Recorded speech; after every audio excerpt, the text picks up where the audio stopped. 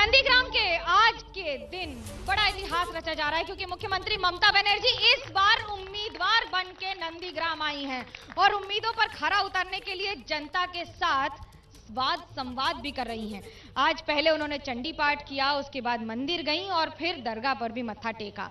दरअसल चुनावी राजनीति का आप इससे हिस्सा मान लें या फिर उनकी ही एक राजनीतिक रंग का एक और रंग। आज पहले उन्होंने चंडी पाठ किया।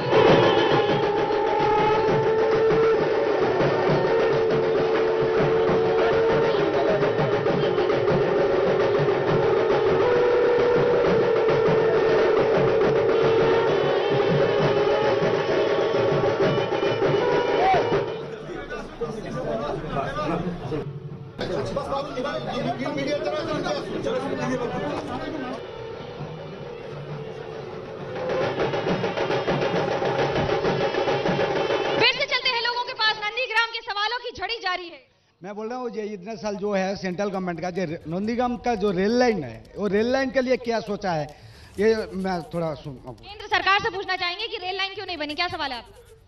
हमारा सवाल रेल लाइन का ही सवाल था जो साहब ने किया। सवाल एक ही है सबके पास कि रेल लाइन कब बनेगी, आपका क्या सवाल है? जो वो लोगों ने जो नंदीग्राम में वोट के लिए आया है बीजेपी के, वो नंदीग्राम के लिए क्या किया है 6 साल के लिए? 6 साल में क्या किया बीजेपी ने, आपका क्या?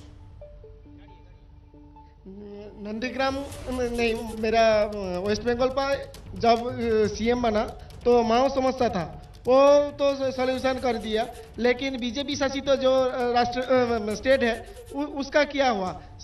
हर साल बढ़ रहा है माओवादी अटैक।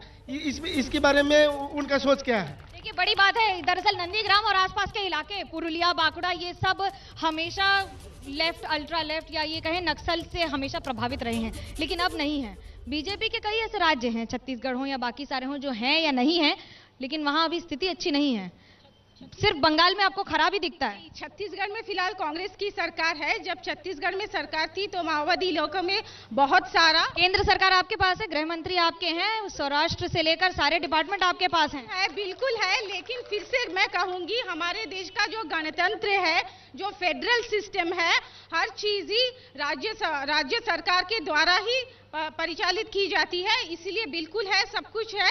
लेकिन छत्तीसगढ़ में भी जब भाजपा की सरकार थी, माओवादी इलाकों में काफी डेवलपमेंट हुआ है, रास्ते बने हैं, सड़कें बने हैं। और जो ये रेलवे की बात कर रहे हैं, बंगाल में क्या किया है पूछ रहे हैं। जब बंगाल में 2021 में भाजपा की सरकार बनेगी तो आप देखिए क्या होगा बंगाल में।